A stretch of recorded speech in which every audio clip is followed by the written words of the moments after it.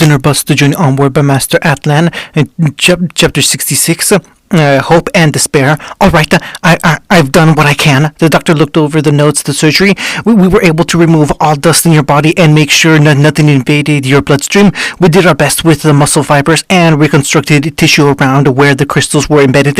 Any space that was left after we had removed them has been grafted, but there will always be scars from where they were. Normally, when people have dust surgery grated onto their bodies, the people adding it to make sure to add a coating or filter so the energy doesn't affect the body. I believe whoever operated on you did the least amount of work for the quickest gain. I'm getting that impression too.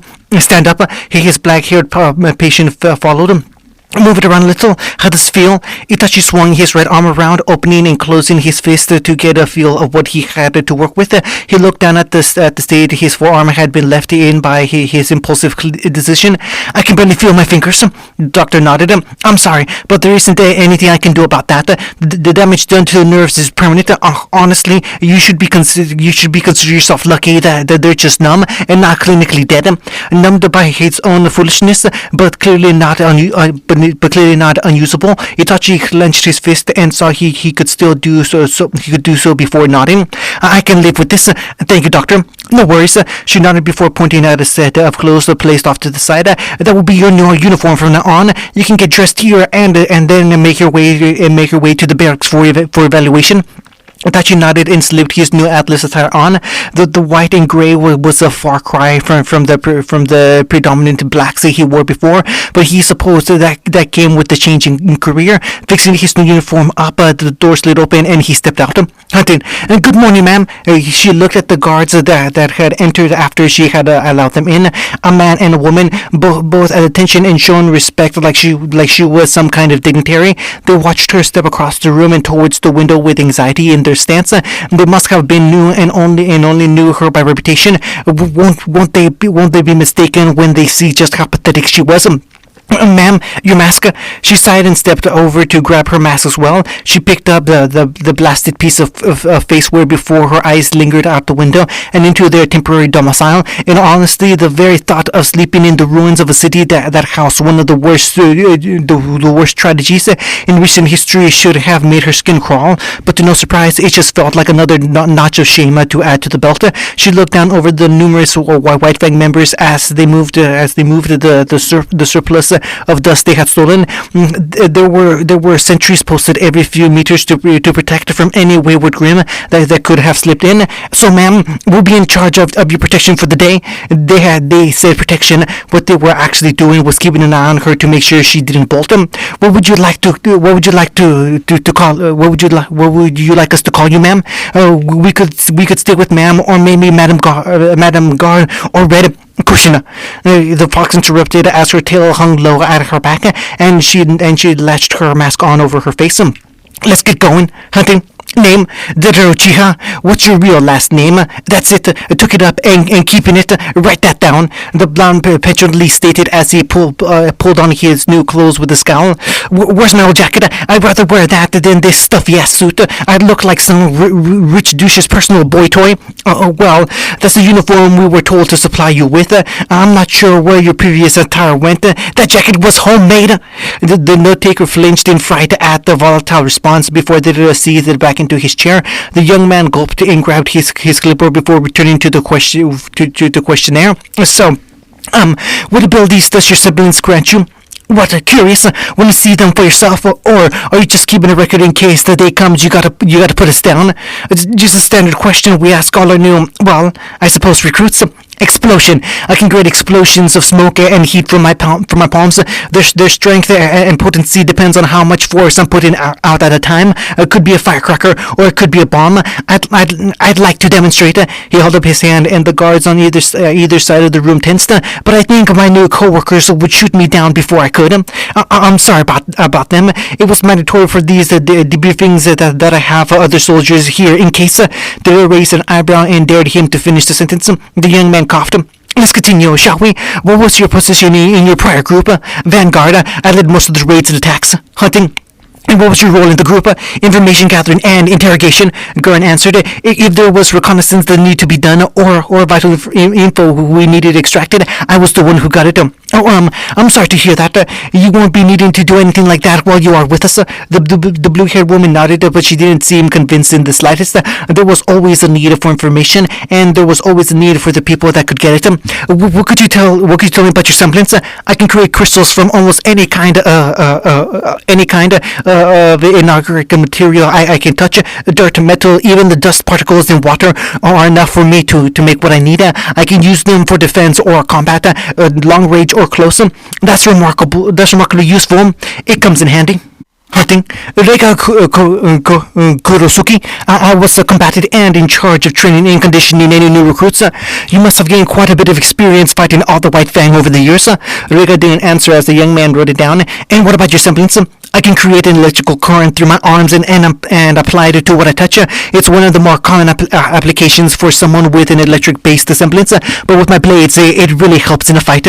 We actually have a few records of yours in a file, the young Atlas soldier stated as he motioned to another file line on the table. It says that before you took up the job of mercenary, you were a decorated soldier of the Missile Army before resigning after nearly a decade of service. Your psych profile indicates that you had something of a breakdown after losing a child named Ranmaru. I'm done. Rega stood out of the chair and walked out before the conversation could carry on. The young Atlas soldier looked back at his guards as they shrugged. When Rega opened the door, he found Itachi standing on the other side waiting for his turn. How's your arm? Fixed it as best as they could. How's everyone else? Some are getting used to the new positions. Others are adamant on staying in custody, and we can't really force them to change their mind. And then we had Deru who agreed after biting through the thickest bullet that he could find and bitching about his chipped teeth all the while. Rega stepped aside and allowed his friend in before making his way out. Mr. Uchiha, we've been waiting for you. The Atlas soldier offered him a seat. He filled up a glass of water and handed it over. We're just here to get an evaluation on your skills, experience, and where you would be best useful in our ranks. I doubt I have any place in leadership or management, so I don't know where you could put me. I think that's something to decide after we've given you a chance to show what you can do. The young soldier said before clicking his pen. Now let's start by telling me what you have in the ways of a semblance. Hunting. Kushina made her way on the dirt path high over the White Fang's operations. The red-haired fox looked out over the large underground space as countless faunus lugged weapons and gear around. She watched some poor members got started with the job of painting the White Fang insignia on the paladins, as if the numbering giants of metal and dust weren't intimidating enough. Now they had a roaring beast plastered on the front of it. For the equality and right of all faunus ever, the White Fang brings you their very own instruments of war. Wow! One of the guards marveled with a look of pure amazement. The younger girl leaned against the railing and tried to memorize everything in sight. I'm so shocked sometimes at the sheer number of people following this cause. It's crazy, right? The other guard walked up beside her with an excited smile on his face, knowing there are so many people fighting for the same reason as us. Looking out at this really makes you feel like we're going to make a change. Exactly, you get it right. With this many people doing what they can, you have to know that this is for the right reasons. You too. Kushina finally spoke up and garnered her attendant's attention. Why do you think they're gathering all that dust together? Why? They looked between each other before turning back to the noble guard. It's to fight back against anyone that might try to attack us, isn't it? Yeah, I mean a huge chunk of the Atlas military is close to here now, right? They could be storming in at any moment. We need to prepare to protect ourselves. Were they naive idiots, or were they just so lost in the White Fang's brainwash that they didn't know just how twisted its plans really are? Krishna wasn't going to bother trying to figure out how the new recruits looked at their organization anymore. She continued down the path into the the bottom levels of the cavern. Some people nervously greeted her while others avoided eye contact. Whatever stories or tales they heard about her were shaping how they decided to interact with her. Well, if it ain't the big boss lady herself. Hello, Your Majesty. What brings you down here with the common folk today? Of course, the horrors blamed on her by the media and the fear she was supposedly meant to strike in people's hearts didn't account for everyone. Like a certain smarmy, self-centered asshole crook she had the terrible misfortune of sharing breathing space with. Oops, sorry, where are my manners? The orange-haired thief made a show of tipping off his bowler hat and letting it slide down his fingers. He bowed his head deeply. The gesture meant to be respectful, but only coming off as condescending because of who was doing it. Good day, milady. To what do I owe the pleasure of your company on this fine evening? Christian didn't dare entertain the man's mocking actions or even speak with him. She stood silently, her eyes narrowing angrily behind her mask as she stared daggers at the man. The redhead wanted nothing more than to teach the wretch a lesson, but as usual, his silent bodyguard was never far away from her boss. The short mixed-haired girl watched her boss demean the fawness leader with the same amused smile on her face. After a moment, Torchwick realized the joke wasn't reciprocated and stood back up, a sign as his hat slipped into his fingers and then back on his head. You are just no fun. You know that. There's no reason to speak in such a mocking tone, Roman. It's obvious the lady doesn't share your taste in humor. A soft, cold, chilling voice sounded behind them in her defense. Kushner had to force the shiver to stay at the bottom of her back as she turned around to see the pale-skinned fawness that had joined the conversation. Orochimaru stepped carefully, his walking stick in his hand to keep him steady and bear most of the weight his leg no longer could. He smiled pleasantly to the red-haired fox. What brings you out today, madam? I can't stay sitting in bed all day long, can I? As much as she wanted to, the redhead faced the snake fawness. With Adam off solving other matters, I guess that leaves me in charge of the forces. And what about her? Young Cinder is away at the moment, but she'll be back later today to see how things are proceeding. Orochimaru looked amused, no doubt taking notice to the lower tone she used when referring to their mutual compatriot. Which means we only have a scarce amount of time before she arrives. Takes notice of everything we've done, criticize the one little thing that's off, and then blame me for it. Toshik muttered grumpily as Neil simply shrugged in agreement. The orange-haired crook reached into his coat and pulled out a cigar. There's no job big enough worth this amount of stress. It looks like Roman still has some more work to finish. Orochimaru nodded before motioning for the noble guard and her entourage to follow. Why don't we leave him to his work? They stepped away and Toshik coughed. Yeah, fine, I'll walk away. God forbid I get any recognition or thanks for everything I do. Poor me, always being left with the big jobs and still having heard the 15 little words that would make my day. Oh, Roman, you're the greatest, most dashing, most brilliant criminal in all of them. He lit his cigar and puffed on it. If I heard those words, I might just be able to power through. No one said anything, but the master criminal did feel a hand lay on his head and pat his bowler hat. He looked up to see his silent killer sat atop a pile of metal boxes. Doing her best to console him, she made the gesture of weeping madly and wiping imaginary tears from her eyes. Don't patronize me. Hunting. Are we gonna be on the corner selling it? He pulled the fiddle with the Atlas uniform that constituted around his neck. He continued to try and free himself as he grumbled to his neighbor. Seriously, it's a white and gray gimp suit. You can't. You think they could just shut up? Goran snapped back at him in a harsh whisper as they stood in the room waiting for their supervisor to show up. The blue-haired woman grumbled and pressed her hands against her face. I get that you're unhappy with this deal, but get over it. All it's been from you is bitching. You don't like governments. I know. Get over it.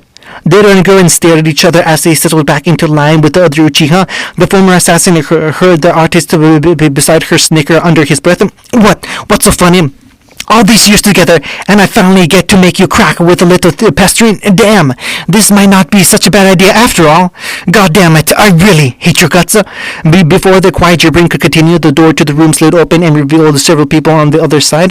The trio that had been there to greet them with ironwood stepped in with firm and unwavering gaits. Most of the Uchiha group glared the new people down as they walked in, but despite their ire, it was clear that Atlas seniors had an air to them that demanded their attention. The sternness and meanness of the light stepped forward and looked over the new group.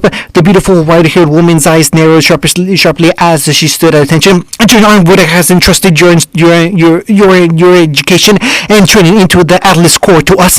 We will be accessing your skills, techniques, and cooperative abilities into our decisions about where to place you, what assignments you will be given, what outpost or bases you will be stationed at, what you shall be doing with while with the Atlas military. There were some murmurs between the Uchiha, but were quickly silenced by the woman's icy glare. She frowned unamused.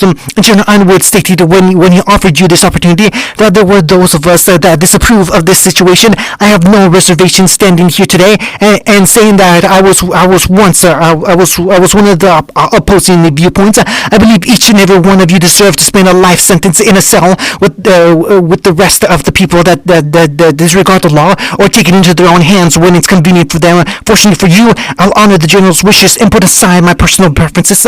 How you act from this point on and how we shall respond to it will be a threat that hangs over your heads from now on. I hope you will remember that. Cold, uncaring, a total bitch. The girl leaned in towards Gurren. I think you and her would hit it off great. You should ask her out. Gurren's eyes twitched. Oh, don't be like that. I'm sure you two would make great. The girl's snarky remark was silenced with a fierce slap across the face. Oh, what the hell, you fucking bitch! Insolent, talkative, and a complete and utter lack of discipline. The white-haired woman said with disdain dripping off her voice. I wasn't expecting much cooperation from you lot, but I had no idea you would be this disorderly. Clearly we have our work cut out for us. You think I'll just let you hit me? Sorry, you dumb whore, but that ow! How the fuck are you? How the shit are you hitting me? This fucking stop! Over and over, Deidre was smacked for his crass language and tone towards the specialist. The blonde rogue finally clicked his tongue and aimed his hand at the prim woman. Don't think just because I have to wear this monkey suit I won't pop you in the tidy little. Too much talking. She grabbed the blonde by his wrist, raising it in the air and then twisting it at an unnatural angle to make him hiss. She forced him over and stayed in a spot he couldn't aim with his hands. With how much you like to postulate, I'm surprised you haven't been beaten earlier. Ow, ow, ow, ow, ow. Little Hista, I will make you pay for this, you skanker. Clearly you are the most troublesome of this group, so you need to be broken in the most, and I am just the soldier to do it. She yanked his arm up and forced him forward. The blonde bomber cursing and yelling the whole way through. All of you standing on the right will be doing training with me as well. If you're as rowdy and childish as this one, and to prepare for the worst hell of your lives. The portion of Uchiha shuddered and slowly followed the white-haired woman out the room. They were cursing the whole time. The remaining two specialists stood in place and watched the cohort walk out with her group and leaving them behind. All right, looks like the Schneer has picked her prey. The drowsy-looking man said in a bored voice before turning to his companion. See, you go next. Why me? The blonde man inquired. Because I have social anxiety. You know that. Social anxiety. You're just so lazy. You're so lazy you can't be bothered to do anything. The dark-skinned man simply stared at him and shrugged, not bothered to rebuke or refute his position. The man identified as he rolled his eyes before stepping forward. I want to put my focus on those of you that specialize in combat and technique. Does anyone want to step forward so we can test these aspects? Gurren and Rhaegar looked between each other before stepping forward. A number of others followed behind them to join the blonde specialist group. Once they had stopped gathering, C motioned them to follow him to the training area. Then the two fighters looked back at the leaders and waved him off before they disappeared. I guess that leaves the rest of you with me. The shaggy-haired man stepped forward and spoke to the remainder of former vigilantes he was to watch over. He stepped up to the only one he really knew, being the man he had brought in. I guess you'll be in my care for the time being. Itachi nodded. Was that just a coincidence or maybe by design? I'm pretty sure I actually saved your skin. The man said in his tired voice. Shni was adamant about getting the chance to face you and break you in herself. I'm sure she would have taken the chance to force you to go through extremely dangerous, time-consuming training sessions in order to hurt you. She's actually especially hostile towards you because you nearly hurt her little sister, which, to be fair, right. Itachi solemnly nodded, remembering the girl Sasuke seemed so fond of that shared the specialist's features and hair color. It made sense that she would be upset about what happened to her family. Any respecting elder sibling would be worried about their family like that. The black-haired man took a deep breath and then faced his leader. So, where do we start now, Dean? No, that whole thing about the letter was just me trying to be all spy. The man quickly shut his mouth and mumbled in embarrassment before speaking. Call me Dallery from now on. Hunting. Many people wave off the very idea of characters from a child story existing in our society of fantastical elements, stories larger than life itself. People separating these fictions from reality the moment they hear them read out of a book. But I know there is always a grain of truth in each of them. The pale man said as he spoke with his companion.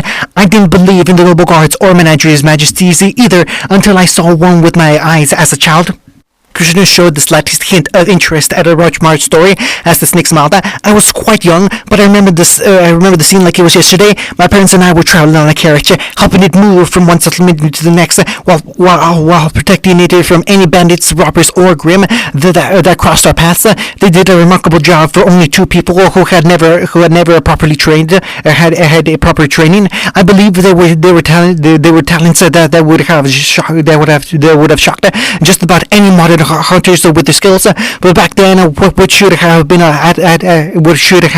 admiration was easily muddled with spite and jealousy.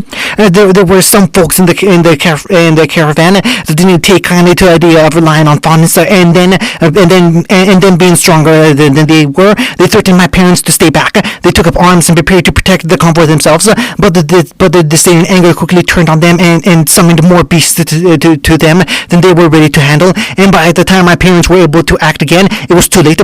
Krishna realized just how calm and centered the man sounded while telling the tale of his loss. But then I saw one of the furnaces in the large caravan step out into the bedlam of their free will. They were so young, maybe a few years older than me, and so small and weak. But then their body was enveloped in light, and they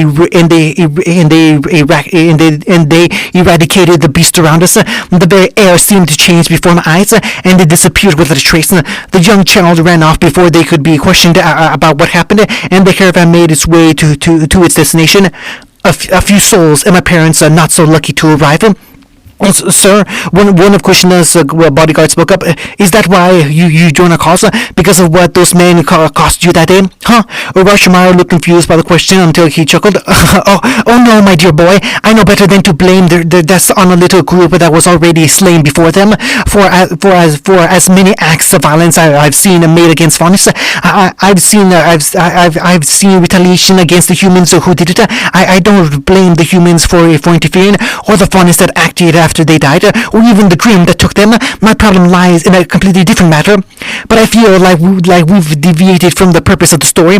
The pale skinny man turned to the masked red-head beside him, his eyes gleaming and dread filled Krishna's stomach in an instant. The people like you are truly a marvel to behold. Folks with little power of their own, non-fighters, and those that many would consider dead if left to the evils of this world, can change everything in an instant. You don't even have to be a fighter, and yet your aura and properties it provides are enough for you to face even trained fighters or hunters. With the proper training, someone with your skills could very well prove to be a devastating, powerful ally. If I had a chance to examine or run experiments with one such as yourself. But you can't, Krishna sharply interrupted, because we know what your examinations and experiments entail, and Adam has forbidden you from aiming your sights on any of those that could be considered a noble guard. Rashomar remained silent for a moment before a bitter smile spread over his lips. Indeed, young Adam has made it absolutely clear about the restrictions placed on me regarding that matter. If I look at one of the esteemed noble guards the wrong way, our alliance could end on a shaky note. The pale, skinny man chortled. I'm not foolish enough to take that risk when so much hinges on our continued success together, but I should believe that if I could discover the secrets behind where your strength derives from, I believe it could change the world. Maybe not. We'll never know. Krishna responded. If you excuse me, I still have a lot to look over, and I can't keep indulging you. Of course, I won't keep you any longer. The snake man stepped aside, turning back the way he came, and giving a humble bow to the White Fang leader. I wish you the best of luck in your leadership, Miss Red Death. A growl escaped her lips as she stepped away and left her with that damn name hanging in the air. Damn him! Damn that name! Damn Danzo and his any scare tactics, spreading her likeness around and blaming the worst offenses on her to ensure that if she ever thought of escaping, it would be to a world that feared and hunted her. Nowhere would she be accepted, but here, where she would be, a most useful tool. Ma'am, the red-haired fawness came down from her anger when she heard one of her guards speak. She turned to them, and the young woman flinched at the glare she could feel aimed her way. That man is the fawness, and he's helping us, isn't he? Plus, with so many other people following his command, he must want to help us, right? Tell me, do you know how he earned such loyalty from his followers? Krishna asked. When it was clear she didn't know, the fox turned to her, the bodyguard. And what about you? Do you know how Ruchimar came to command such loyalty from his subordinates that they would rather kill themselves than reveal anything about Elysium? Devotion? No, not at all. All I know is what Toshwick told us about him. But if it's true, he's a worse monster than any Grimm. Krishna nearly spat out as she looked over the ruins. He picks people up from outside of the kingdom's peripheral and takes them into his rank. People from traveling nomad clans or convoys that regularly move from settlement to settlements. Those who get lost between the cracks, like orphans or children that run away, and even those that have survived Grimm attacks only to be lost from the public eye or announced dead with the rest of the bodies. You could be mistaken in believing he's something of a humanitarian with his focus on gathering up those that are lost. But you'd be wrong. He picks up people that don't have any connections and makes them tools for his desires. He saves them from dying alone out in the world, and in return makes use of that sense of dedication and loyalty to his benefit. And that's how he gets them to follow him so dearly. Not quite. Devotion and loyalty can only make people go so far. Courtney's eyes lowered as she remembered the tale she had heard. And when you have so little in this world, everything you find and make for yourself becomes that much more important. And that's what two of his followers thought when they fell in love and started to think about a life away from Ruchimara and Elysium. They conspired together about escaping, and if they had to make a deal to form a new life, they were prepared to offer up all the information they had about Elysium in return. All their dealings, their operations, or their clients, everything was on the table. Orochimaru caught them before they could get too far, but he realized that the possibility of his subordinates running away and threatening everything he had tried to create was always at risk. If they were ever caught by authorities, or if they ever ran away and let slip what they knew, then it was over. So he decided to quell the idea of insubordination before it could ever develop. He separated the couple from each other and dealt two different punishments to them. He took the girl outside of one of their compounds and threw her to the wild. She wasn't a fighter. She was smart. She was smart, and the brains of the two that had the thought of ways that they could make a life after they left together. But she wasn't used to fending for herself. She didn't know how to survive or how to fight off Grimm. She was panicked. She was scared. She drew them in faster than she could handle, and Orochimaru made all of his people watch what happened to the one who thought about betraying him. And the young guard gulped. And the man, he was tied to a table for everyone to see. Orochimaru offered all of his people, adults and children, men and women, a knife for them to use, and all he did was say the same thing to them as they stepped up to the table. Cut, don't kill. He repeated that over and over until everyone had a turn, and when it was finally over, he relieved the man of his suffering. If their faces weren't hidden by their masks, she was sure she'd see the color drain from them. Into displays of cruelty, Orochimaru forever buried into the minds of his followers two unbreakable tenets: never leave Elysium and never surrender information to the enemy, because if he finds you and gets his hands on you, well, taking your own life seems like a better alternative to what he has in mind. Krishna took the fact that they were frozen and looked ready to vomit at any moment as a sign that they understood who they were working with and what that said about the organization for working with them. Hunting, you did surprisingly well for someone that could only functionally use one arm. Thank you, I suppose. Itachi said as he massaged his arm and rotated his bicep. The lack of feeling in it wasn't as determined to training as he had thought. Or maybe Atlas's basic regiment wasn't nearly as debilitating as he had suspected. Of course, there was also the chance that the CEO giving those commands was either taking a pity on him, or from the way he talked and carried himself, just too lazy to even bother getting into the hard stuff. Whatever it was, the Uchiha knew he had to start adding some additional hours to his training schedule to get back up to peak strength. I'm just going to assume that our training session isn't coming to an end just yet. Not quite, no. Darui took a few steps ahead and then turned around to face his portion of the new squad. Alright everyone, we have one last training session to go through for the day, and that's battle simulations. You'll be fighting inside one of our specialized training facilities in which you'll face off against a collection of robot soldiers. You're making us fight robots in waves to see the extent of your abilities against numerous foes at a time. There will be 3 waves in total that can be fought at a time. Each wave with fewer but tougher opponents. This is simply to gauge your fighting prowess. At the moment, in a controlled environment, he started leading them back down the expansive halls to the Atlas facility. Any weapons you desire will be available, and you're free to use your semblance if you wish. You don't need to finish all 3 waves, or even one as a requirement. Just defeat as many of the knights as you can, and we will evaluate you from that. Is that okay? One of the other members spoke up. I mean, fighting robots is a little weird, isn't it? Don't they cost a lot? There's some of our older models, the ones we're switching out for the new Atlassian units to take over, and it'd be a better way to just decommission them, so we're putting them to good use for training. Why not scrap them for extra materials, or put them out as sentries in villages and settlements that need them, or literally anything more productive than training dummies. I don't make the rules, I follow them. You gotta raise your very reasonable ideas to General Ironwood, the brass of the military, and members of the council who are in charge of budgeting military resources. Although I'm not quite sure how effective your testimony will be, considering the circumstances of how you came to work with our military. It was a fairly good point.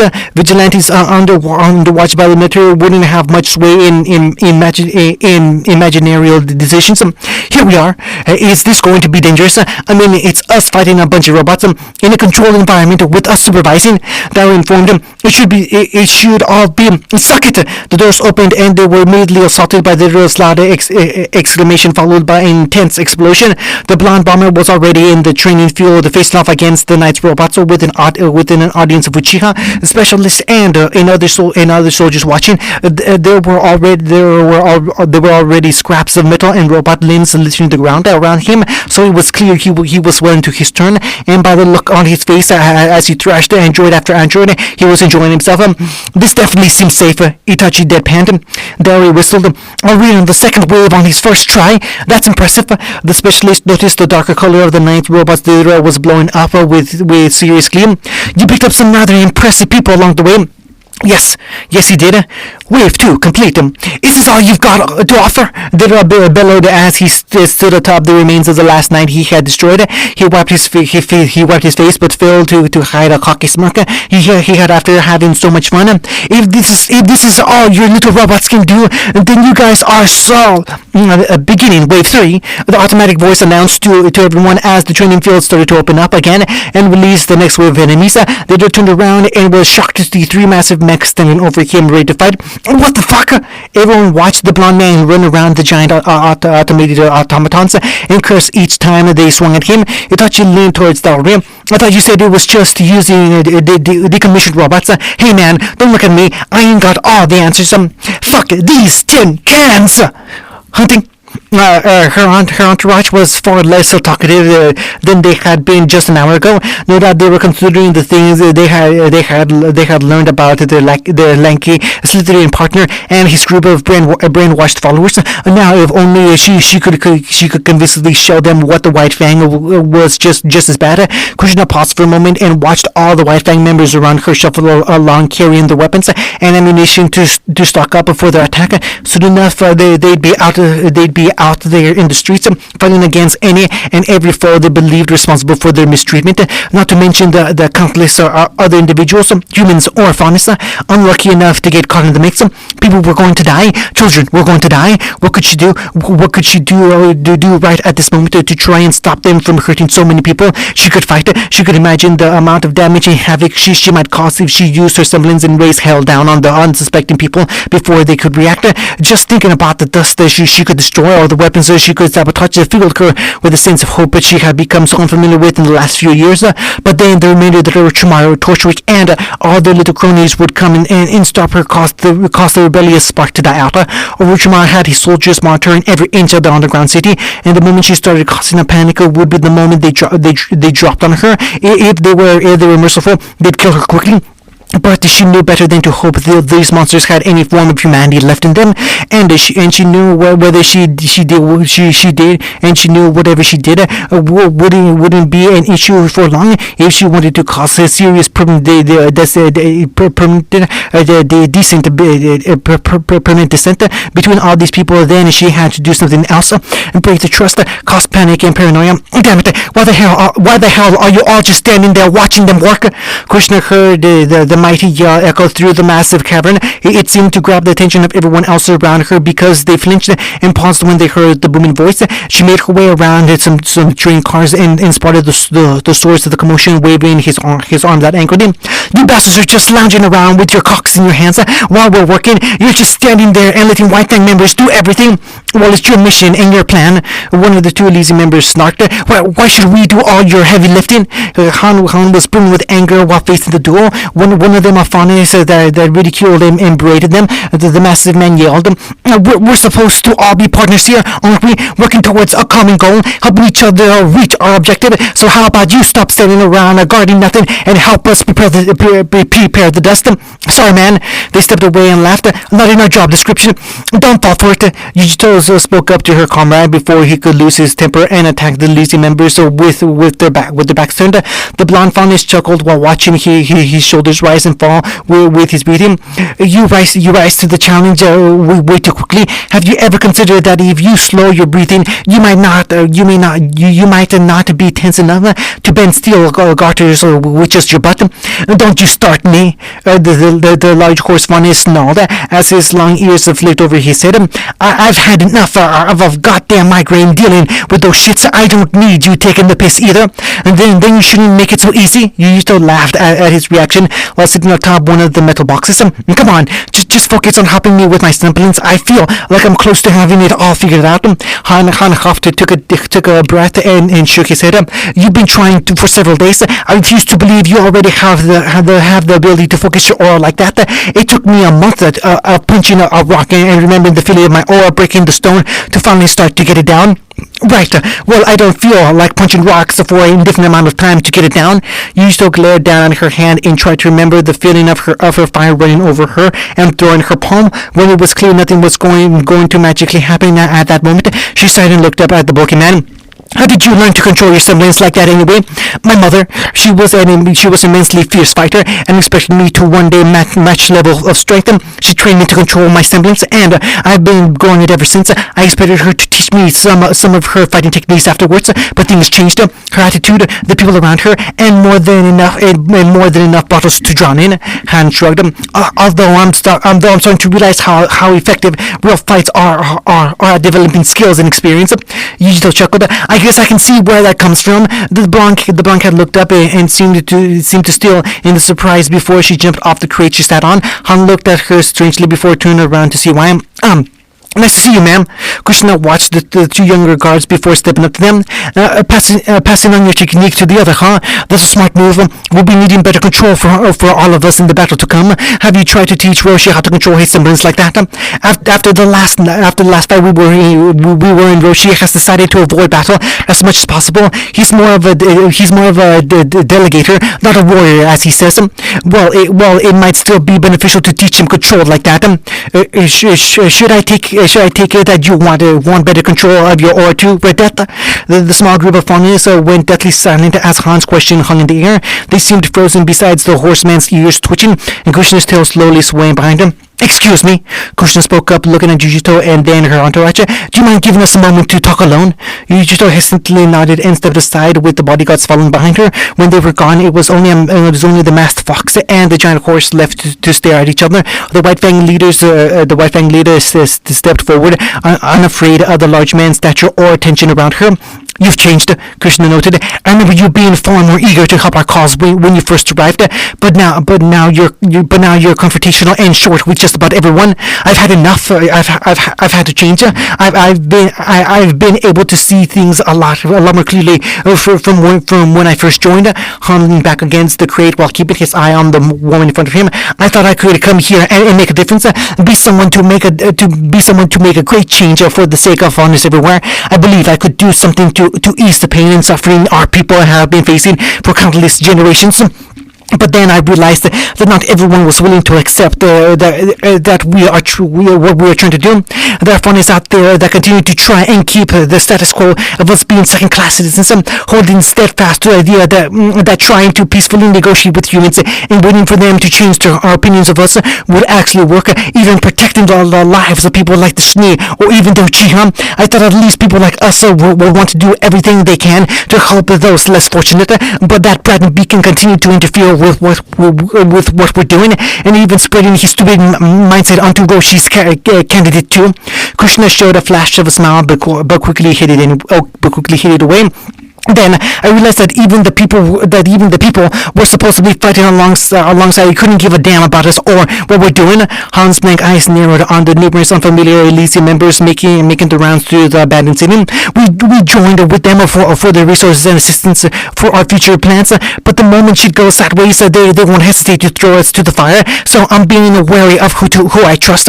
His eyes focused on the red-haired woman before him. Even my so-called leaders, Krishna scoffed. Your paranoia seems to be working in overtime. The two normal guards remained silent before she lowered her head. That's a worthwhile suspicion to have if we are going to survive long enough to fulfill our goals. The funniest woman stepped up to his crate and looked around while speaking lowly. Should I presume your biggest doubt to lie in our serpent friend and his underlings? He didn't answer, so she continued. You're right to keep watching them. He told me that if we reach our goal with their help, he's hoping to get the chance to examine us. Han looked over at her curiously. Us? Noble guards? You or I? Roshi or Yujito-ni? Whomever draws the short straw, I suppose. Orochimaru has a vested interest in our abilities and how they came to be. I'm sure he wants nothing more than to run tests and experiments on whatever he gets his hands on. And if this ends with us in his death. Krishna was cut off by the ringing of Han's fist denting the crater under him. The horse lumbered over to her and stood high above her with eyes filled with anger. What the fuck are you thinking? Tell me you're just making a poor attempt at a joke. We're not just going to hand over our people. We're not that cold. Krishna said before what he could see of her face turned uncertain. But he's adamant on getting what he wants, and there's no telling if he won't just take it. Bullshit! Han bellowed, his roars echoing through the cavern and probably reaching every ear. We didn't join forces with the plan of just handing our people away to that monster. They're ours. You need to do something. I don't care how useful his connections are. I believe his influence and manpower is beneficial for our cause, Krishna said, but I cannot condone his wishes to examine or run tests on one of us. His people are not fighting with us for our cause, and the moment our alliance is finished is the moment he becomes our enemy. Han took a deep breath and looked down at the redhead. What are you saying? Just stating the obvious. Krishna turned around and walked away, but Han could still hear her whispered words. With their help, our plan has been moving along more easily, but we're working together with the expectation of losing something when this is over. It may mean we have to go back to working by ourselves, but maybe it's time we consider getting rid of these malicious partners of ours. Hunting, good luck out there. We'll be expecting big things from you. You have too much faith in me. You try not to prove that. Dowdy said while the others cheered him on. Oh, and I'll hold him back. Itachi stepped down into the corridor leading to the fighting arena. He walked out and stepped into the place the rest of his teammates had already completed their spars in. Pieces of androids and chunks of metal littered the ground around him, while there was also some damage done to the training ground itself. He was one of the last people to run this test from his group. Everyone else had already taken their turn and had proven how adept they were at fighting the knights. A few other squads struggled to pass a single wave. Most of them could fight through and finish the second. So far, only Vega and Gurren had proven capable of finishing all 3 waves. In fact, Gurren might have set a new record for how quickly she finished her run. If the look of disbelief and shame on the Schnee specialist's face was anything to go by, it was his turn to prove how well he could fight. With a pistol on his hip and a knife in his hand, and with a nerve damaged arm to boot. Time to see if he still had it in him to fight. Begin Wave 1. The group opened up, and 10 white Atlesian knights rose up surrounding him. Their platform clicked into places, and they suddenly lit up as they came online. They all turned to face him, their lights turning red as they identified him as their target. One of them came in from behind and reached out for his head. He avoided its grasp and came up by its side. He drew his sidearm and placed it under its head before firing a shot. The elder Uchiha brother leapt into the air at the moment the knight dropped to the ground. He spun through the air and launched kick after kick against the next robot in his path. He staggered the mechanical soldier and caused it to falter before he landed on the ground. He jumped back up and sliced the robot's body to ribbons. His knife flashing silver as he reduced the knight to scraps. All that was left of the robot was its head, which Itachi kicked into the next knight before it could react. He parried another grapple with the flat of his knife and hooked his arm over its joint. He swept its leg out from under it, and before he could stumble, jerked his entire body around, lifting the robot over his back and hurling it into 2 more knights. He quickly jumped on top of all 3 while they were pinned down and destroyed them with quick stabs of his knife. One of the bots shifted its arm to machine guns and aimed them at Itachi's back before firing. The trio swiftly dodged its gunfire and circled around it as it unloaded round after round behind him. The knight failing to catch him with its gunfire, but every other knight remaining that was caught in its path, being riddled with bullets. Itachi leapt up and spiked the knight down into the head of the knight before it could catch him in its spray. It shuffled back with the knife lodged in its head and quickly raised its arm to shoot again, but Uchiha already yanked the knife out and lobbed its head clean off before it could shoot. Wave 1 complete. The voice announced before the knight's remains could topple over. Itachi casually stepped over the robots and walked to an empty spot on the training ground. Begin Wave 2.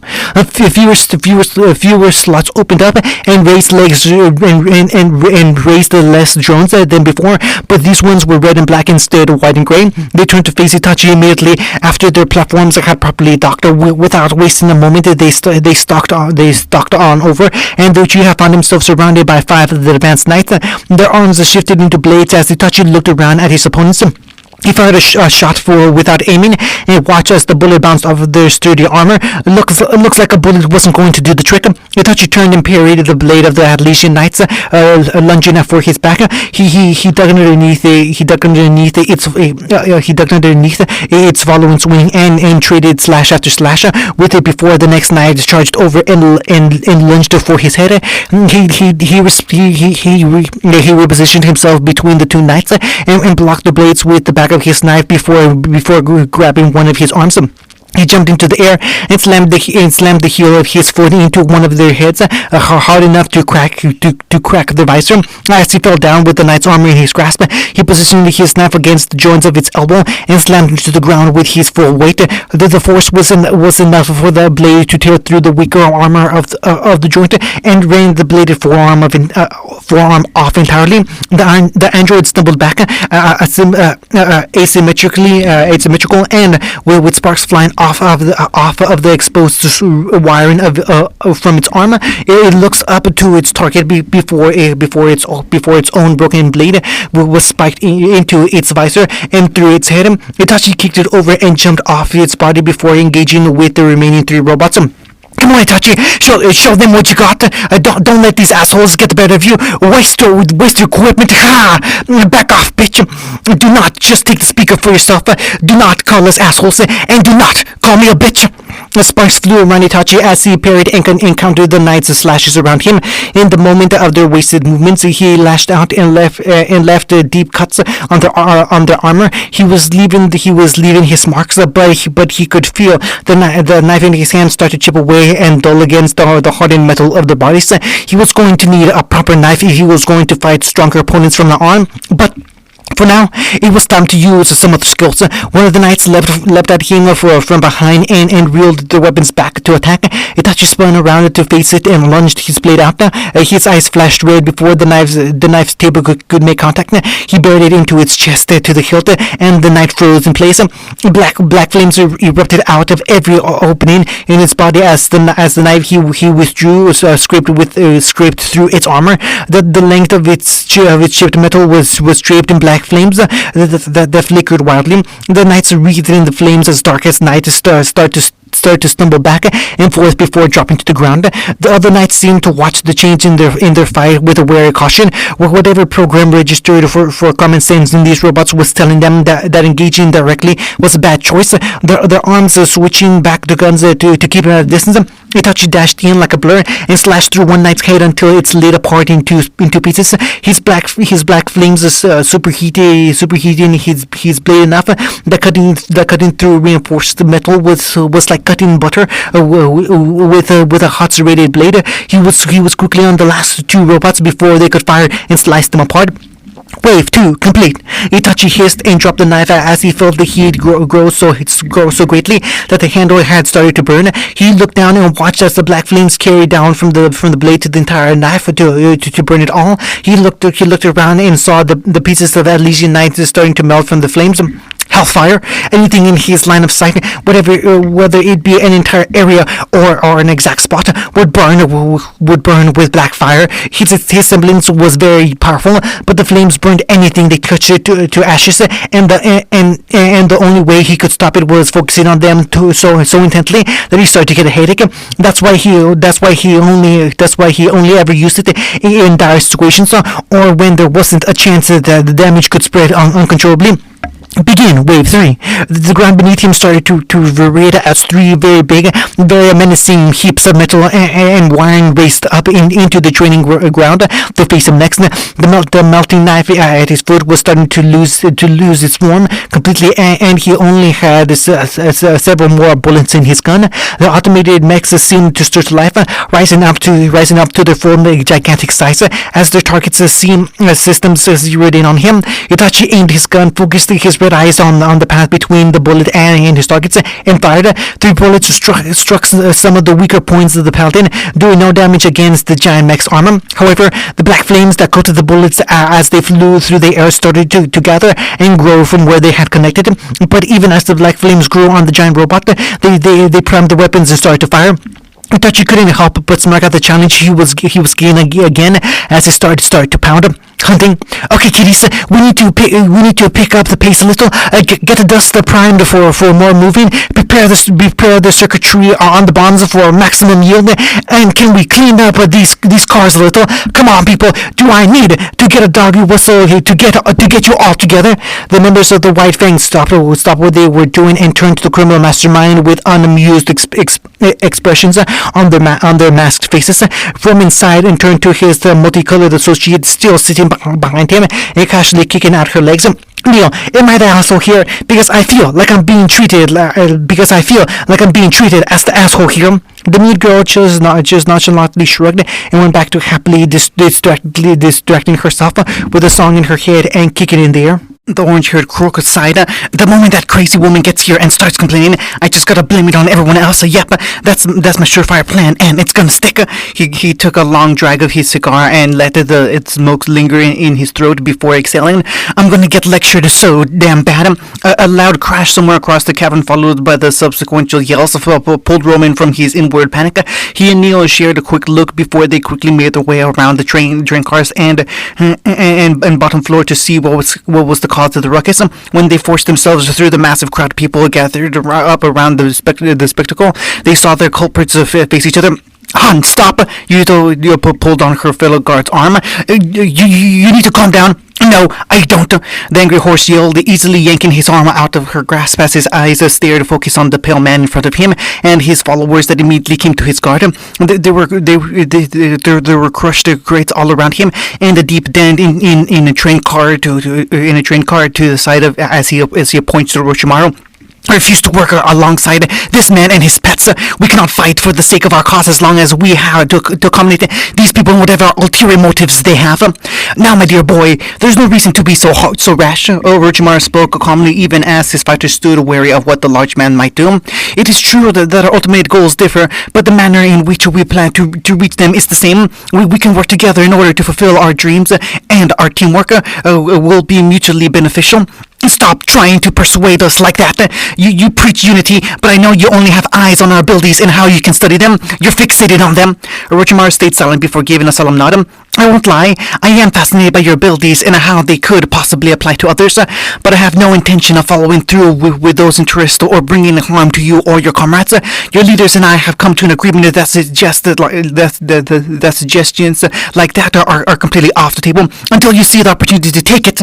Han then turned to the crowd of White Fang. We have risked our necks and put our lives on the line to procure all of this equipment and dust. This entire base, this plan, it all was possible due to our work and effort. And what have they done? He asked the people as murmurs started to build up around them. They have been keeping an eye on us and stalking us like cattle, as if they're prepared to turn on us at their earliest convenience. What has been the purpose of the alliance? What have they offered or even suffered to match what we've given? All they do is watch us like hawks and stay on their guard, as if they're preparing to turn on us at the first possible moment. One Elysian member snapped. We lost people too, you fucking prick. Not nearly as many as we have. A White Fang member retorted. You could have helped us fight, but you did nothing. We were told not to get involved. Then what fucking good are you? Soon there were arguments and shouts spreading through the entire cavern as Elysium and White Fang members started to bark and insult each other. Han kept his furious gaze on the snake faunus as Orochimaru looked around at the rowdy crowd. You aren't helping. We aren't reaching our goals, and all you're doing is standing around in preparation to betray us. Han's face glowed with his milk white aura as he stalked forward. I will give you one chance to take your people and everything else you have. And a blade of bones was pointed in Han's face before he could come any closer. The white-haired man standing in defense for Orochimaru spoke calmly. You need to calm down. Master Orochimaru has done his best to help you people and your fight. Even if our individual members have appeared hostile, do not let your irritation at the moment compromise. Walk away now. Han growled. The massive horse faunus stalked forward and grabbed the bone blade before squeezing it so tightly it cracked. This is your last chance before I start getting angry. Kimaru released the weapon he made and flicked his hand out, a smaller bone flying off his hand at blinding speed and striking Han. The faunus was startled and lurched back but remained unharmed as he roared and lunged forward. Everyone gasped and fumbled back in shock as the two fighters started to engage each other. Han's bull rush was extremely powerful, but the agile Elysium member leapt over his head and kicked off his back. Kimaru released a bullet after bullet of his own bones at Han in rapid succession. Han raised his guard and blocked them with his arms, letting them ricochet off his gauntlets and aura. The horse faunus roared and charged through the nails of projectiles. He reeled back and threw a punch down at the shorter man. Kimaru evading, but Han's devastating punches shattering the ground beneath them. Shit! Roman muttered as both sides started to cheer on or boo their respective fighters. When it came clear they were out for blood, all he could do was grip his fedora nervously. Damn it! Being in the cage too long has got all the animals riled up, Neil. He looked over to his charger, wordlessly cheering and egging the fight on. Stop poking the bear and get in there. If Cinder sees this shit in this show, then it's all our asses. Neil winked, twirled her closed parasol over her shoulder and leapt over the heads of the crowd like she was a feather. The tiny fighter dropped down in the middle of the fight and held her hands up between the two fighters. Kimaru and Han stopped in their tracks and looked at the short, multicolored girl oddly as she shook her head disapprovingly. Move, little girl. Neil turned and pointed her parasol at Han before he could take another step forward. The horse faunus was not amused by her antics and swatted her stick out of his face, only for her to follow through with the momentum and turn back around to thrust the parasol in his face before opening it. The quick action was enough to make Han stumble back with one foot before looking at the little roadblock with the ground. Han's leg swung down like a wrecking ball that Neil deftly vaulted over. The little young lady spun through the air and lashed out with a swipe of her her parasol to the back of his head. Han took it in stride and turned to attack her the moment she landed. Neil delicately landed on the floor as Han's wide swing aimed to crush her, but with unnatural speed and grace, the little lady ducked and bent over, avoiding Han's strike over her before leaping off the ground. Neil left a quick strike against the gargantuan man's head that did nothing more than infuriate him. As he tried to snatch the little girl out of the air, he felt a quick succession of attacks on his back and that grabbed his attention. Kimura stood ready to continue the fight. As Neil landed back on the ground, Han looked between his two opponents and on either side of him and roared before covering both arms and aura and throwing a fist.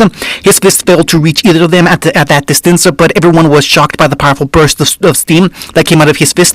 Kimura quickly raised his guard and weathered the boiling hot attack with his bones, but Neil was completely destroyed by the concentrated steam that barreled through her chest. Han stopped his attack and looked over as the little girl, or at least the image of her, shattered like a mirror and revealed nothing standing in her place. The people watching looked around anxiously for any sign of the multicolored girl that had been fighting. Toshrik looked up, spotting his charge standing on one of the train cars with a smile on her face. His blood went cold when it turned a bit too predatory. Neil grinned as she slowly drew her hidden blade out of her parasol. The crook sighed as she jumped back in. "You made a mistake sending Neil in, Roman. That one is solely on you." Toshrik rubbed his brow as the sounds of fighting resumed, with Neil joining in earnestly. She and that bone kid were way more skilled and could run circles around that horse, but he had them beat in sheer power. However, it settled that this thing was going to end poorly for all of them. Suddenly, before Roman could find comfort in another cigar, a guttural howl quickly grabbed his attention. He looked up and saw a dust and pebbles start to shift off the stone walls as something shook outside. Almost everyone else was too absorbed in the fight to notice the sounds, but he recognized them anywhere. Grim. They were getting rowdy because of all the paranoia, anger, and distrust they incited while they watched the fight.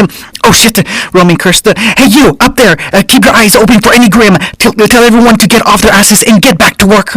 The White Fang members, a few levels up, quickly complied, pulling away from their premium seats and going back to patrolling their entrances. He pushed into the crowd and shook their shoulders.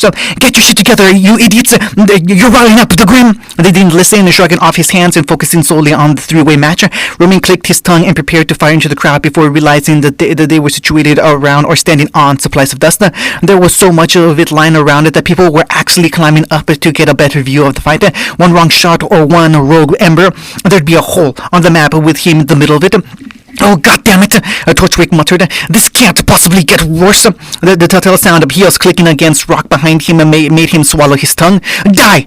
Han charged forward with his blade swirling around his arm, cloaked in aura. Kimura raised his weapon made of bone and prepared to land a devastating strike. And Neil looked about to jump in and stab whomever was left standing, but a massive shockwave of air and heat exploded in the center of the fight and spread out over the entire crowd that was watching. Han, Kimura, and Neil went stumbling back into the dirt as everyone went silent with the heat wafting over them. Standing in the middle of everything was Cinder, her ebony locks softly waving over her shoulders as she stopped the fight in an instant. Her glare was cold enough to make everyone freeze in place, while the fire that glowed from her eyes promised pain and punishment for whoever decided to break the silence. It was only then did the people realize that the sounds and ruckus happening just outside their cabin. "You are anxious," Cinder finally spoke. Her luring tone persisted despite the bridled anger, certainly brimming beneath her words as she spoke to the crowd. "You are apprehensive about what we have to do, but we are going to do together, and have to wait here in this place has made you all understandably stir crazy. I know you all are impatient. You have your goals and your wishes in mind, and staying down here in this place doesn't feel like it's helping you get any closer to what you want. But believe me when I say that it is." Cinder looked over at everyone. If you want your goals to become reality, then you can't turn against each other like this. We need to work together, because if you can't, flames sprouted from Cinder's palms as her tone changed. "Then we have no use for you in this operation. Make no mistake that while your efforts will be rewarded when this is over, if you hinder these plans, then you will have no mercy shown to you. I don't care if you're a human. I don't care if you're a Faunus. I don't care if you're a White Fang. I don't care if you're Elysium. The moment you prove no more use to our mission is the moment we will be rid of you." Cinder's eyes turned to the cause of the dispute, looked at Han and standing over him on the ground. You can feel angry, you can feel distrust, you can distrust the people around you and feel unheard in your plight. But when you start interfering with what I have set up, what I have planned, everyone flinched at the Beowulf's mighty roar as the Grim had slipped through one of the entrances and pounced down on them, only to be roasted charcoal as a powerful stream of fire enveloped it completely. Everyone watched the remaining embers of the beast flutter down and disappear completely. As the woman's message was clear, Cinder slowly lowered her hand and smiled triumphantly. And now, with all of us on the same page, why don't we do some team exercises? How about the people who caused this incident and the ones who stood around watching it carelessly go out there and clean up the grim caused by your foolhardiness? Silence remained after her question before she looked directly at Han. I won't say it twice. Reluctantly, the noble guard lifted himself up and dusted off his pants. He stood past the woman and made for one of the exits to clean up any grim that tried to slip in. Kumar O'Neill pulled themselves up as well, following after him along with a number of their people, leading to wish to try the woman's patience. Once a sense of order had been regained, Cinder turned to the side. Roman, the crook froze before he could sneak away. Would you mind telling me how all of this came about? Oh, sure, that sounds fine. Hunting, you did pretty damn well for your first time after recovering from an injury. You were a couple of seconds slower than your blue-haired friend, which put you out around Sneed's run as well. It's probably it'd probably be in your best interest to avoid crossing paths with her even more than it already was after the sister's kidnapping. Itachi gave a quiet grunt and downed his bottle of water in 2 gulps. He hadn't expected the paladins to continue fighting him even as they were enveloped in black flames. There was probably something ironic about the fact that he had to let the fires burn in order to destroy the robots, but as long as they burned, he was unable to touch or hit them. Needless to say, that Shinny specialist probably enjoyed the sight of him running around avoiding them. Itachi made a content sigh after finishing his refreshments and looking around at the room Dauri had brought him to. He looked up at the droopy-eyed man. So, what are we doing here? Well, your first day of training with us is complete, and after a little more evaluation, we'll be deciding which squads and jobs we'll be putting you towards, which means you won't be paired up or meeting with all of your people again anytime soon. Are you sure you're still okay with this deal? We made our choice. Yes, you did. I guess we should appreciate how you and yours stand by the decision you've made. The specialist stepped up to the console Itachi sat at and turned it on. There's actually a call you were asked to take. The screen flashed and I would appear that he nodded. Thank you, Dauri, and I'm glad to see you're still in one piece after your first day. They streamed your team's training sessions to me earlier. You did very well against our machines. Itachi nodded. I struggled a bit against those large robots without a proper weapon to use. Yes, I saw the effect your flames had on them. We'll have to modify them for you in the future. James smiled. But those flames of yours are truly awe-inspiring. Can I assume the reason we haven't seen much of their use in your previous sightings is because of their destructive effect? If it wasn't careful, an entire town or forest could be razed to the ground because of those fires. They were a last resort, only to be used when he could afford to let them out. He had been careless with them once, the day his semblance was first activated, and he used it for the first time. After losing his parents, he had been emotional and started releasing fires all around him to incinerate the grim that threatened to attack him. But the black flame scorched the forest and left a good chunk of it burned down and lifeless. He didn't want to risk something like that in a populated area. I can't let them out without serious focus. We may need to look into a way for you to use your flames in a more controlled manner. I'm sure they would prove invaluable in direct situations, James said before nodding to the young man. My team and I are already considering where to place you and your people. Some will be put into lookouts for bases that are in need of assistance in pushing back hostile forces or grim. I also may need some people on call for the Vital Festival coming up. Itachi raised his eyebrow. Is there something threatening the event? I'm not temerarious enough to assume something so important that won't have the eyes of some interested parties on it.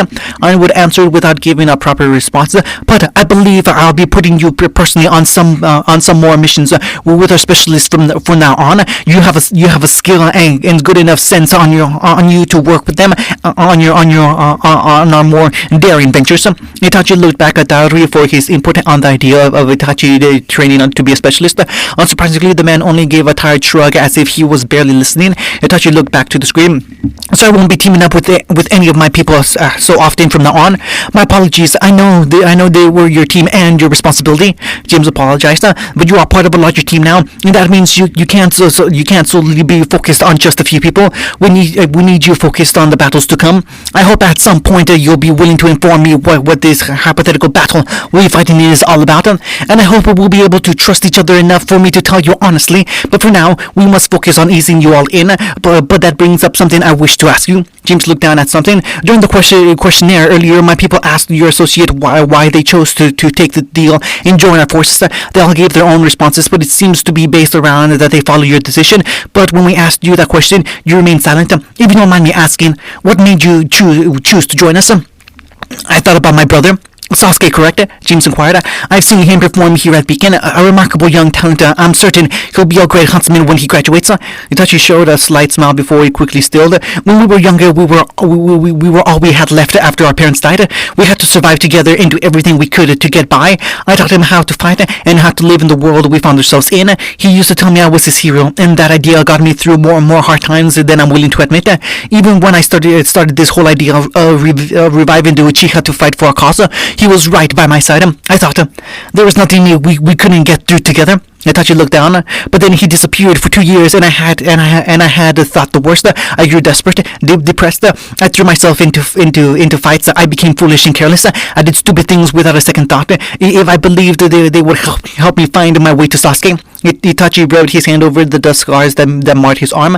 When I finally found him again, I wanted to make sure he was still ready to continue our fight.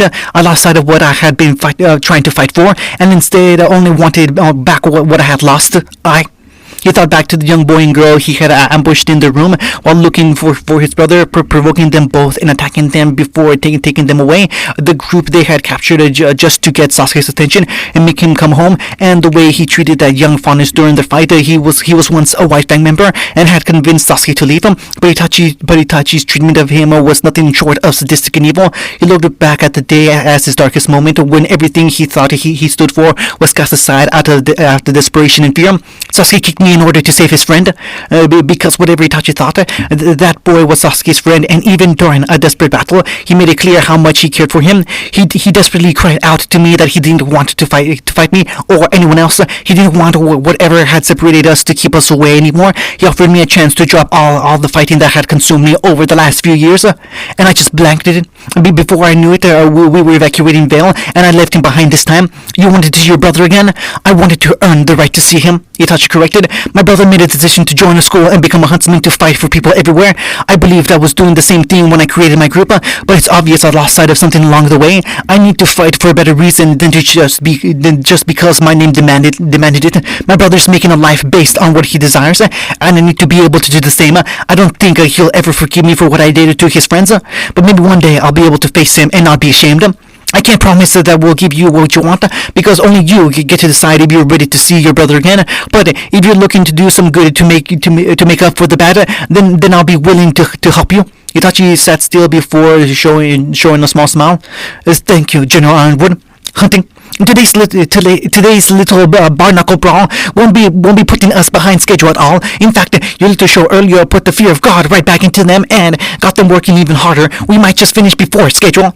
I'm glad to know our calendar is cleared up, Roman, but that doesn't resolve our little problem, Cinder said as she turned to face her associate. How did this little dispute arise in the first place? Toshiro shrugged. No idea. The galloping dumbass just showed up 1 second and started throwing shade at Orochimaru and his little kitties. I'm not sure why he decided to air his grievances now of all times, but all the animals have chips on their shoulders, so it was probably just his time. Cinder hummed, unassured by his lack of knowledge about why it happened. She waved him off and allowed him to return to work on their project. The lovely woman remained to watch over the work being done in the abandoned cavern. It was quite shocking to see you command such a response from all of them with just one show of power. Cinder wasn't surprised by Orochimaru's reveal as the snake faunus strolled up by her side to stare down over everything. They need to be reminded that this isn't some jovial outing that we play around and feel indignant. We're aiming for a much bigger target when this is all over, and if they won't rally behind a promise of success, then they would cower under a threat of failure. The pale man chuckled. I admire the determination of yours. Not many have the will to follow through on the desire they hold in their hearts, and you stride forward and make it happen, and put everyone else that dares to setting you that goal in line, and you have the power to back it up. It's not nearly as hard as you make it sound. I want something, and I'll do what I have to do in order to get it. Everything and everyone else that stands in my way either knows to get out of it, or they stand as reminders for others who don't know yet, not to cross me. In the end, what I do for my wishes is usually enough to make others stand in line. And did you gain that immense power from your desire to see your goal through? Cinder eyed the man to her side as he continued with a hint of amusement in his voice. It truly is spectacular to create a large enough shockwave from a clap of your hands to not only stop Roman's associate but kill Mara as well. Not to mention that hulking young fellow so eager to fight me earlier, and that fire you used on that Beowulf was so intense that I was certain we would roast it just being near it. Perhaps my semblance is just more useful than most to create an explosive shockwave to silence the masses, and then a fire hot enough to roast the creature alive. Perhaps, but it's not. Orochimaru smiled. Most of them don't know it, but I feel honored to witness the power of a maiden with my own eyes. A flaming palm came to stop just inches away from his face. Sinu didn't stop simply to intimidate the man, nor did she stop because she thought about the consequences that would occur if she slayed him here and now. The only thing stopping her was a hint of curiosity. How did you know? Easy. I believe in the stories of our past. When I realized there was truth behind the stories about fondness with extraordinary powers, I started wondering what other fairy tales may have been born from truth. Orochimaru smiled, not alarmed by the flaming hand by his face that threatened to roast him at any moment. Stories, legends, myths, religious accounts, everything I could find that recounted tales of people with immense powers, and there were multiple people wielding abilities of such diversity and power that it was almost impossible to believe them, weaving around elements that couldn't belong to just one semblance, or making things appear with just a single thought. It was unexplainable, except for one important fact.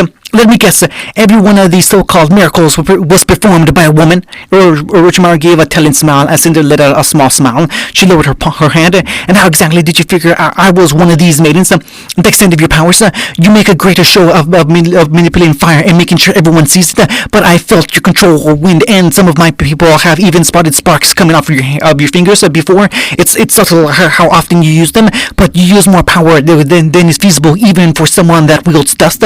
And when our other possibilities fail, the strangest one remains. The fact you're willing to believe in maidens makes you a stranger man than most. Cinder gently folded her arms and stepped away. The power of maidens and the abilities of the noble guards. You seem unusually intrigued with powers so few would even begin to imagine exist. What brought about your interest in them? I've always been intrigued at the idea of great power and where it comes from. How your abilities and maidens manifested. How aura can be summoned at will with devastating properties like the noble guards. All of these things grab my interest, and I wonder how they could be applied to the greater population. Unfortunately, maiden powers are manifested and acquired in a way that can't be replicated for the masses. I'm not so sure about the fondness abilities, though. Cinder clarified with an amused smile. So you aim to help the greater population, do you? So why did you bring your group along with us if you know what we were doing? Simple. I think the best way to help the population would be to shut down the schools like Beacon and Haven permanently. When he saw he had her attention, he started walking around, his cane clicking against the rock. I won't stand here and deny that the training schools and hunting schools haven't done their duty, but they've also done more harm than good. We train those willing to accept the duty that must be taken, but in the end, that is just a small perception of the world's population. We accept a fraction of us to fight horrors many can't even dream, and then we're shocked when they end up dead. If the people of Remnant wish to survive, we can't just relegate the duty of fighting to the few willing to take it. It must be given to everyone. You want everyone to learn how to fight and protect themselves. Cinder said with amusement. That's quite a lofty goal. Yes, I had this decision once with an old friend of mine. He and I didn't exactly agree on it. Orochimaru emphasized his point by tapping his cane against his leg as he lit out a metallic ring. But I know I was right. For too long, the inability to properly act in the faces of danger and the lack of ability in the common people has been a driving force behind some of the worst losses of life. Maybe if there was less time put into the people only with potential and more time spent teaching people in kingdoms how to fight, the population wouldn't be so small. Cinder let out an appreciative hum, giving the idea some thought and seeing some potential in it. But the cruel black-haired woman still shook her head. Even if you can convince others of the potential, most people have grown complacent in their peace and won't even think of defending themselves. So how could you convince them? Do you remember that boy, Jugo, I have staying at Beacon? Orochimaru smiled. Well, to no surprise, the young lad wasn't always like that. He was quite a normal young man, peaceful and amicable and quiet together for a boy alone in the world. But the reason I picked him was because of his semblance, adaptability. Cinder's interest piqued him. Whatever condition that boy finds himself in, he could survive it. In sandstorms tearing his skin, his body would harden to take it. Stuck underwater, and he would grow gills. Without food and water, and his body would retain it and make it last longer. It goes without saying that he was the perfect specimen for someone looking to help people grow and adapt. I wished to test the full extent of his ability, so I placed him in the most hazardous area I could find, filled with barely drinkable water, not nearly enough food to sustain him, and grim around every corner that would hunt him if he faltered. I left him there for 1 month, and when I returned him, he had changed into what he is now. Cinder finished. Exactly, and unlike every other time when he returned to his normal settings, the parts of him that had become grim didn't change back. It was as if his body had realized that the best way for it to adapt and survive to take on the characteristics of grim monsters that hunt humans and faunas while requiring no regular substance and that evolve the longer they live, faced in the harshest environment a person can withstand, and they adapt into the creature that survived it day after day. I believe this was reason enough for me to decide that the schools the kingdom so fondly hold in regard should be brought down, and if the people aren't willing to accept the chance to become stronger themselves, then we'll just force them to. Orochimaru smiled. After all, we don't want to lose to the grim, do we? Cinder smiled. Oh, we can't have that. Well, the reasons we wanted to bring them down might differ, but we wish to see them crumble all the same. She offered her hand, which Orochimaru took quite delicately. I hope we'll be able to see our dreams through together, Orochimaru, but you have to understand that my special little abilities are to be kept secret, and if you were to tell anyone, I'd be in your way, and I remember what you said about people like that. Orochimaru bowed his head gracefully. I wouldn't dream of it. Cinder and Orochimaru parted with a better understanding of what they were both fighting for. He was still her pawn to use and abandon for the sake of her goals, but she at least admired the old man for his ambitions. She had gotten her lackeys back to work and had come to a better understanding with one of her partners. The only way to make today better. Oh, happy day! Well, isn't this quite a surprise? The White Fang guards stilled at her voice as the woman they protected came to a slow halt and turned to face her with her mask covering her glare. Cinder came to a halt and gave a pleased smile to the red-haired woman. It's so good to see you again, Kushina. Cinder, the fox fauness responded in a terse tone of voice, the grim mask hiding her eyes, doing nothing to hide the obvious scowl on her face. I'd have thought you would already slid your way out of here and back to wherever you go. Do you mind giving us a moment to talk? She knew the bodyguards had seen her earlier presentation because their fear was cleared the moment they saw her. Knowing better, they walked off and left her and Kushina alone. Cinder smiled. Did you see the little dispute earlier? I wonder where our friend got the idea that he was being lied to that cause. It was such a dissident like that. Kushina made no response to the gold-eyed woman's mirthful joking. If he had continued that childish little squabble, I'm sure the Grim would have broken through and started attacking our people, and if that happened, then all our plans and efforts would have been for nothing. After a moment, Cinder chuckled. Of course, that wouldn't have happened because Roman and Orochimaru would have stopped any further damage from occurring or Grim from attacking. I just stepped in to solve the matter faster. You truly are a saint. She ignored the sarcasm and stepped in closer to the red-haired woman. Your knack at manipulating people's emotional states so for your benefit is quite admirable. I think you should thank your old mentor for giving you such a wonderful example to follow on, don't you? That was enough to get the reaction out of the White Fang leader. Raising her hair to look at Cinder was enough of an indication. Kushina took a deep breath and tried to calm herself before she spoke. You know you're going to fail, don't you? She continued to smile as Kushina whispered, Whatever your end goal is, you won't ever reach it. You're strong and you have people at your disposal, but it will all fail you when when the time comes, you're going to die a failure and so close to your goal, but never being able to grab it. If you really think you can take down Beacon, then your end is coming sooner than you think. Considering the wealth of talent at that school, I'm inclined to believe you. And there are even some students there right at this moment that are proving to be quite the hassle. One of them happens to be a young blonde faunus with whiskers. Kushina stilled in Cinder's smile. I admire that drive in him to keep fighting, but to be honest, he's quite childish from what my underlings tell me. But his father, on the other hand, Cinder closed her eyes. He looks like quite the man, strong and capable, but with a boyish charm you don't see in men that age. I'm sure he's... Cinder's face jerked to the side and her cheek burned from the slap she took. She slowly turned back and faced the woman that struck her so suddenly. She stared into the mask covering Kushina's face as the fox woman awaited retaliation, but instead, Cinder's soft hand came up and gently took the mask off her face. It was almost a feather-like feel that Kushina felt along her temple as her mask was removed to reveal her eyes. Cinder stared at the empty, hopeless, bagged eyes of the woman and could only smile at the sight. Despite all her plans and her words and in defiance, she had submitted it to her fate long ago. If you want to leave, there's an exit right over there. Cinder led Kushina's eyes to the side and pointed to a tunnel exit that was unguarded. At the moment, the ebony-haired woman whispered so lowly only the red-headed could hear her. You could run away from all of this. Go back to the man you love. Reconnect with the child you were separated from. It's all right past there. You just have to reach it. Cinder slowly stepped back and watched Kushina's back as the fox woman stared at the exit. Her tail remained sagged behind her before Cinder spoke up. Of course, even if you do escape, what happens if you cross someone that will fear you as the dreaded head of the White Fang? How long before the military and their hunters start to chase you down? Long enough for you to reconvene with your family? Long enough to beg them for forgiveness? Do you think they ever would?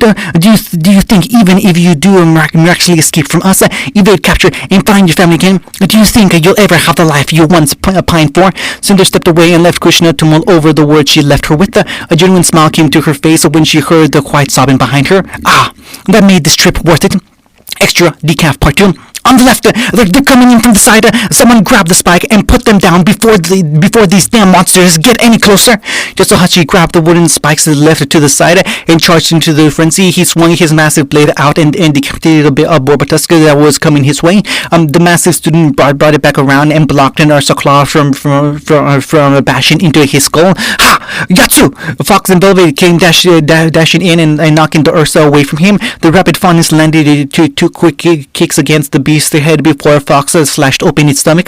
Yatsuhashi took the moment to place the spikes into the ground around the wall so any charging Grima would get skewered. He jumped back just in time to see it happen to several Beowulfs.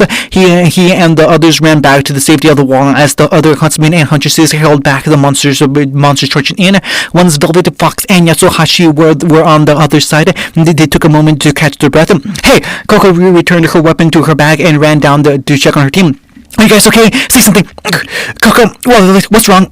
The rabbit faunus looked up at her friend with a sweaty face and panting, showing a faint smile as she did. I don't think we're getting back to the dance in time. Fox and Yasuhachi let out high chuckles at the joke as the bird-wearing girl snickered. Don't be cute, Bun Bun. End of chapter 66.